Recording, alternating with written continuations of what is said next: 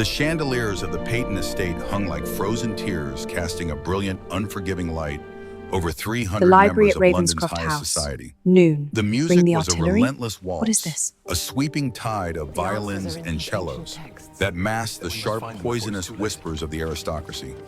It was a world of silk and gold, of calculated smiles and quiet betrayals. And in the This farthest passage corner of confirms this it. The glittering symbols machinery, match the scroll. swallowed by the Indeed. shadows of heavy Let's velvet continue. drapes Yes, and tall together. ferns, stood Seraphina. She was 23 years old, though her eyes held the quiet, exhausted wisdom of a woman who had lived 100 lifetimes in the dark. She did not look at the dancers. She did not look at the men in their tailored evening coats or the women in their imported lace. Instead, her gaze was lowered, fixed entirely on the small, leather-bound volume resting in her gloved hands. It was a philosophical treatise on liberty and the rights of the individual. In a room built on inherited power and rigid subjugation, the book was a silent rebellion. 6 years. That was how long she had been a ghost in her own life. The memory of her 17th year was a faded bruise in her mind. She remembered the heavy ivory of her wedding gown, the smell of stale tobacco in her father's study, the cold finality of the transaction. She had been handed over to Earl Percival, a man of 46, who looked at her not as a bride, but as a newly acquired asset, a signature on a ledger, a vessel for respectability. And then came the ultimate humiliation. Only months into her marriage, the heavy oak doors of the estate had opened to admit Lady Genevieve. She was older, vibrant, entirely unapologetic. She was the woman Percival actually desired. Seraphina had been pushed to the cold, drafty rooms of the East Wing, stripped of her voice, her dignity, and her place. For 6 years, the society in this very ballroom had watched it happen. They had smiled behind their fans. They had praised Percival for his generosity in keeping his wife under the same roof as his mistress. They had expected Seraphina to wither. They had expected her to break. But Seraphina did not break. She studied. While Percival paraded Genevieve beneath the crystal lights, Seraphina stood in her shadow, pressing her thumb against the spine of her book. She was invisible. She preferred it that way. Invisibility was the greatest armor a captive could wear. It gave her the freedom to observe, to analyze, to understand the precise mathematical failures of the men who thought they ruled her. Across the vast expanse of polished marble, Earl Percival threw his head back in a loud, boisterous laugh. He was standing near the champagne tables, his hand resting familiarly on Lady Genevieve's waist. It was a blatant display, a public execution of his wife's honor.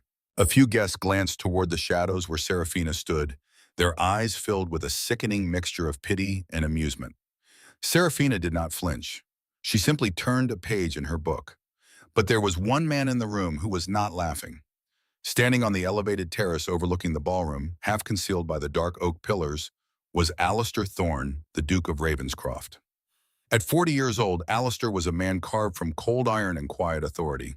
Silver touched the hair at his temples, a testament to decades spent in the shadowy corridors of global diplomacy and intelligence. He was a spy master, a statesman, a man who had orchestrated the rise and fall of nations in absolute silence.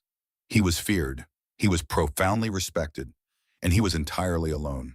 For 30 years, Alistair had navigated a world of liars, fools, and sycophants. He had built an empire of information, possessing the secrets of every man in the room below. He knew of Percival's hidden debts. He knew of the forged signatures on the Earl's railway investments. He knew the precise architecture of the man's impending ruin.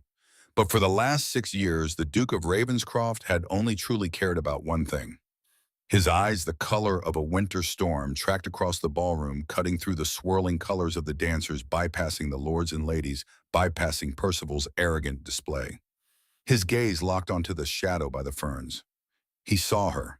He had always seen her. Alistair remembered the night she debuted. A quiet, intelligent girl in white muslin, standing on the periphery, watching the world with eyes that saw too much. He had recognized a kindred spirit in her, a mind that operated on a higher, deeper frequency than the shallow noise of society. He had prepared to approach her. He had prepared to offer her a partnership, a life of mutual respect. But before he could maneuver through the archaic rules of courtship, her father had sold her to Percival to cover a gambling debt. It had been the singular failure of Alistair's life, a miscalculation of time. Since that day, he had watched her fade into the background. He had watched the society slowly grind her down. He had hired agents not to interfere, but to ensure she was kept physically safe within the walls of her husband's estate. He had watched her endure.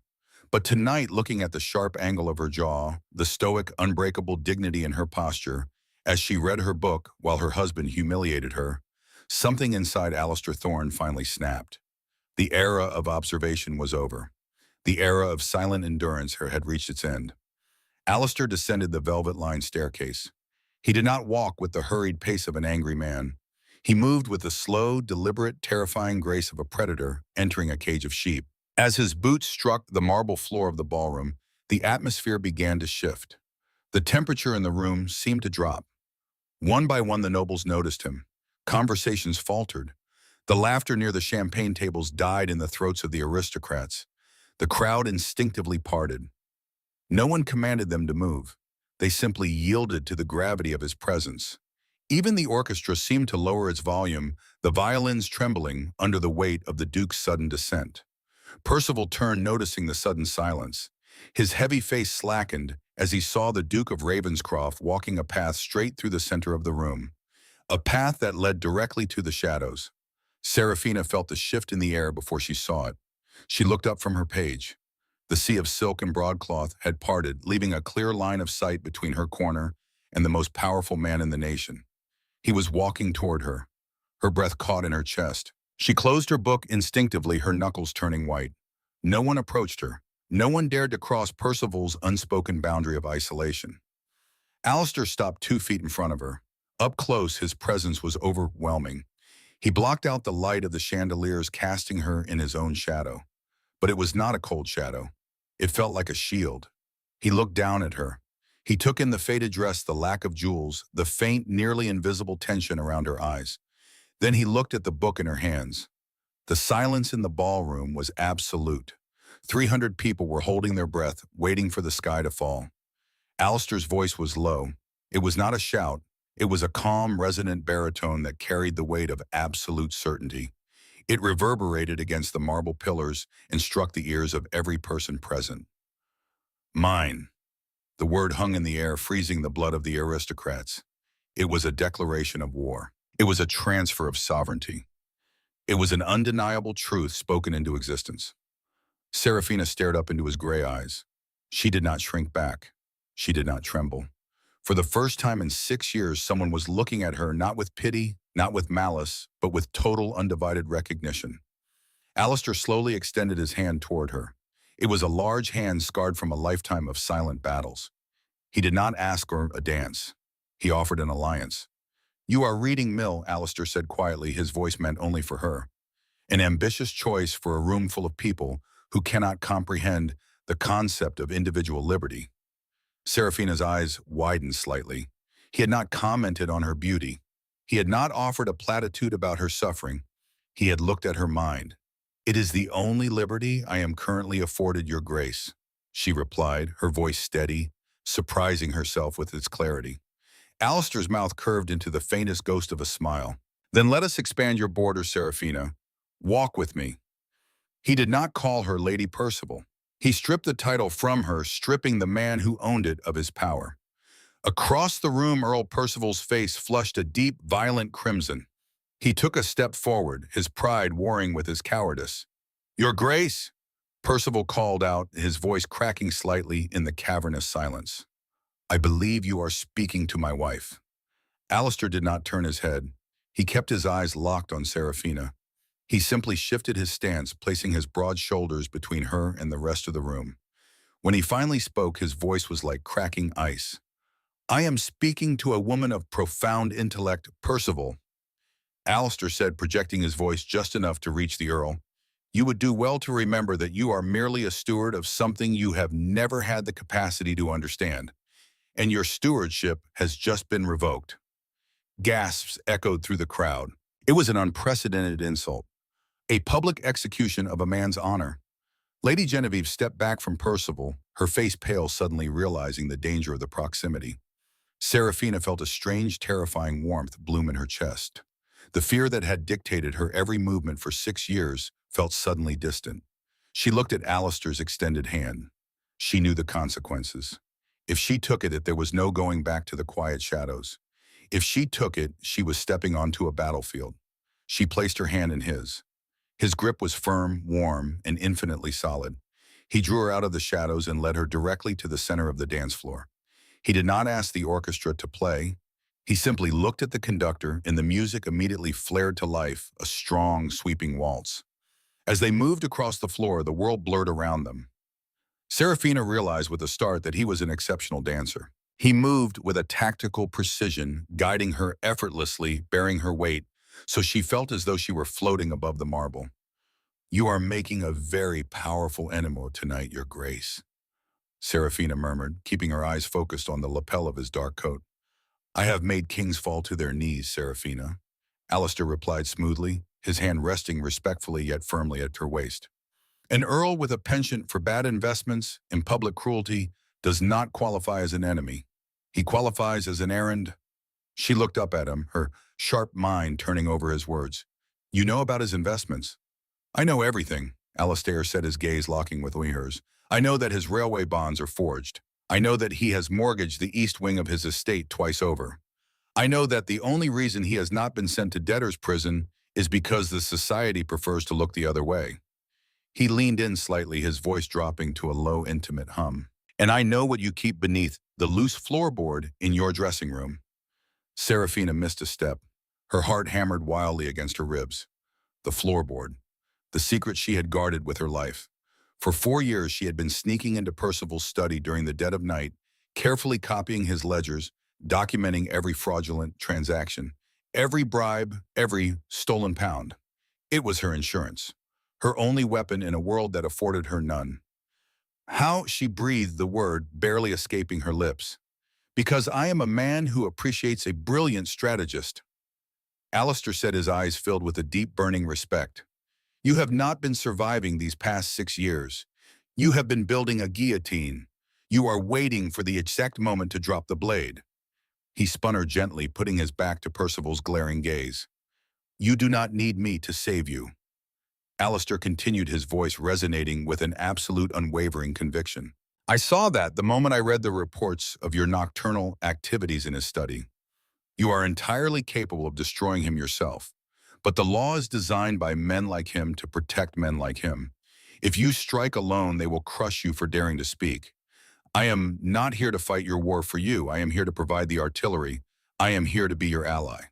The word echoed in her apartment. Ally, not savior, not owner, ally, partner, an equal standing on the battlefield.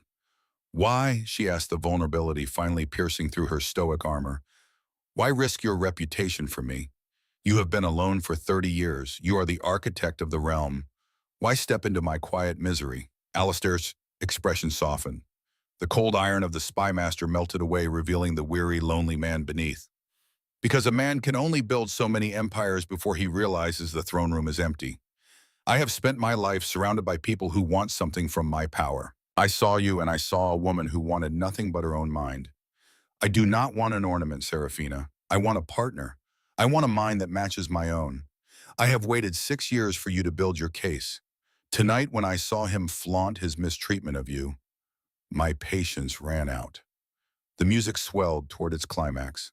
"I am going to tear his life apart." Alistair said, his tone devoid of malice, entirely factual. "I'm going to strip him of his wealth, his title, and his freedom.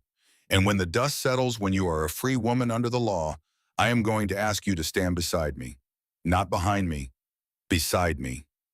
The final chord of the waltz struck. Alistair brought her to a graceful halt. He did not step away immediately. He let the silence stretch between them, cementing the vow he had just made. Across the room, Percival was pushing his way through the crowd, his face twisted in a mask of fury and wounded pride. The confrontation was inevitable. The society watched with bated breath, hungry for the spectacle. Alistair turned his head slowly, watching the Earl approach. His posture relaxed. It was the relaxation of a man who held all the cards and was simply waiting for his opponent to fold. "Your Grace," Percival hisses as he reached them, his breath smelling of expensive brandy and cheap desperation. "You overstep. You presume to touch my wife. You presume to humiliate me in front of my peers." Alistair looked at Percival as one might look at a stain on a rug. "I presume nothing, Percival. I act on fact.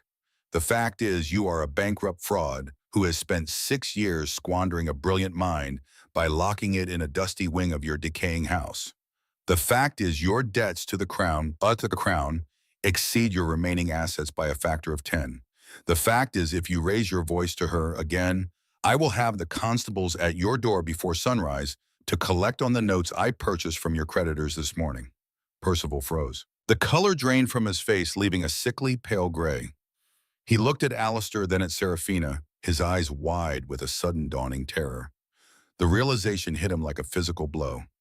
The Duke did not just want to insult him. The Duke owned him. You, Percival stammered, stepping back. Take your carriage home, Percival. Alistair commanded, his voice dropping to a lethal whisper. Take your mistress. Sleep lightly. The machinery of your ruin has already begun to turn. Alistair turned his attention back to Seraphina. He bowed, a deep, respectful gesture that he rarely offered to anyone, let alone the wife of a disgraced earl. Gather your ledgers tonight, Seraphina, Alistair said softly. The war begins tomorrow. He turned and walked away, disappearing into the crowd, leaving the ballroom in a state of absolute shattered silence. Seraphina stood alone on the floor, but for the first time in her life, she did not feel invisible. She felt like a titan. She looked at her husband, a broken, terrified man, and she felt nothing but the cold, calculating thrill of impending justice. She turned and walked out of the ballroom. Her head held high, her philosophy book clutched in her hand. The shadows could no longer hold her.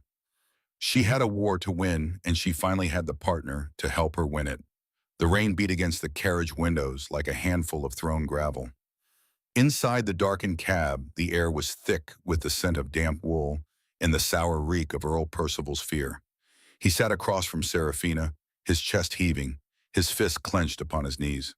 The carriage wheels ground over the cobblestones of London, carrying them away from the glittering ballroom and back to the cold, decaying reality of his estate. Seraphina did not look at him. She looked straight ahead, her hands folded neatly in her lap, her breathing steady and deep. She was no longer the frightened girl who had learned to hide in the shadows. The Duke of Ravenscroft had reached into the dark and pulled her into the light. And in the light she realized she was not afraid. You will pack your trunks tonight, Percival finally snarled, his voice trembling with a fragile, dangerous rage. You are leaving for the country, to the Yorkshire estate.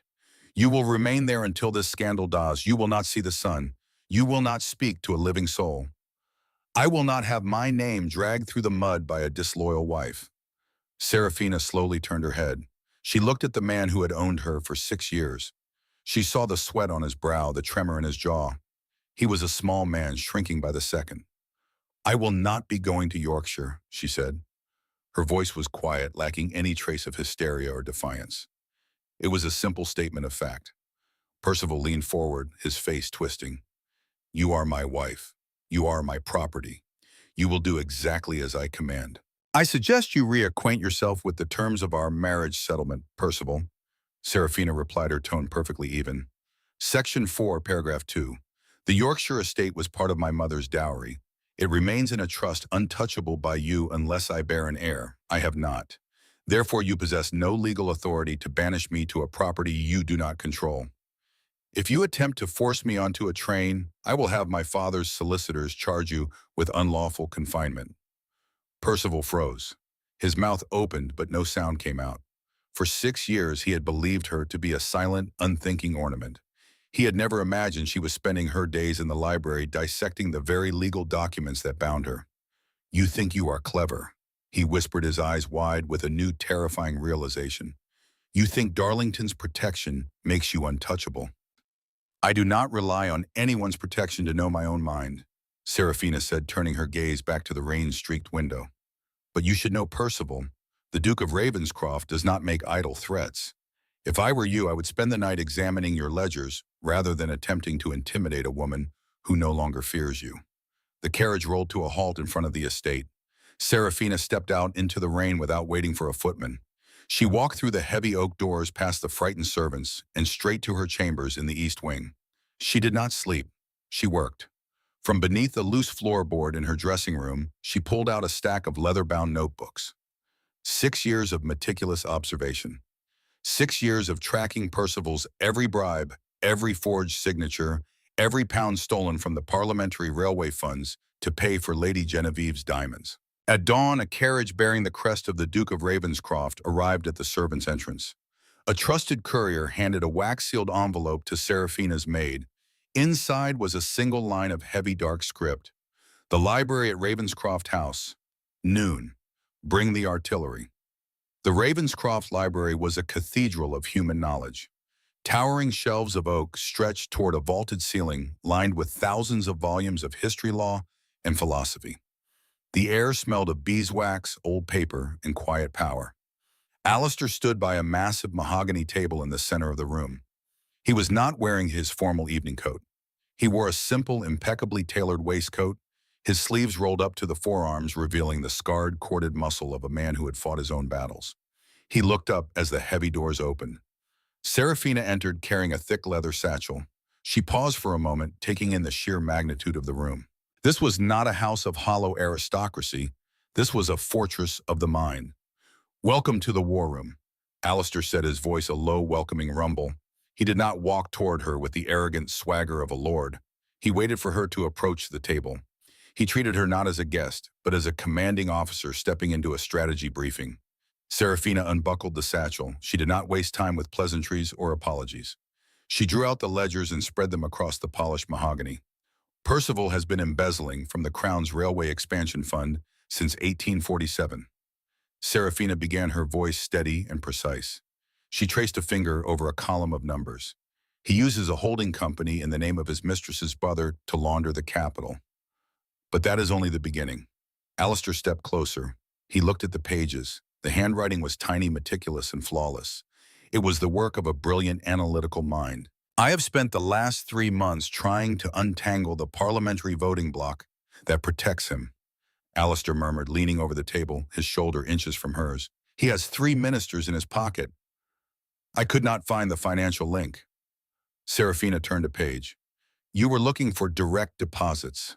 Percival is a coward, but he is not entirely foolish. He does not pay them in wage. He pays their gambling debts at White's Club. Look here. Lord Harrington, Lord Stirling, and the Viscount of Bath. Every time a vote is cast in favor of Percival's land, grants their markers at the club are quietly erased 3 days later." Alistair stared at the ledger, the missing puzzle piece. He had spies across the continent. He had men in the highest courts of Europe. Yet the key to dismantling a corrupt faction of the British government had been sitting in a drafty bedroom held in the hands of an overlooked woman. He slowly looked up from the paper. His gray eyes met hers, filled with a profound, overwhelming reverence. "You are extraordinary," he said softly. Seraphina felt a sudden tightness in her throat. She had been insulted, ignored, and discarded for years. She had never been praised for her intellect. "I simply pay attention," she whispered. "No." Alistair corrected, his voice firm. "You command the details. You see the machinery beneath the floorboards of the world. I have spent my life looking for a mind that operates like this." He reached out and gently rested his hand over hers on the open ledger. It was a grounding touch, a physical anchor in a shifting world. "We are going to take this to the Chancellor," Alistair said, his voice hardening into steel. "But I will not take credit for your work. When the trap springs, they will know it was you who built it. You are my partner in this, Seraphina. My equal. We move together. My partner." The words settled deep into her bones, warming a place that had been cold for 6 long years. For the next 4 hours they worked. They did not speak of the ballroom. They did not speak of the scandal that was currently tearing through the London drawing rooms. They spoke of strategy. They debated legal precedents. They cross-referenced her ledgers with his intelligence reports. It was a symphony of 2 minds functioning in perfect synchronization. Seraphina found herself arguing with a duke, challenging his assumptions and defending her analyses. And Alistair did not silence her. He listened. He nodded. He adapted his strategies to fit her insights. It was an intoxicating level of respect. As the afternoon sun began to dip, casting long, golden shadows across the library floor, Alistair poured 2 glasses of amber whiskey. He handed one to her. "To the end of an era," he said, raising his glass, "and the beginning of consequence," Seraphina replied, holding his gaze. They drank in companionable silence. Alistair set his glass down and leaned against the edge of the table, crossing his arms. The tension of the work faded, leaving a quiet, heavy intimacy in its wake.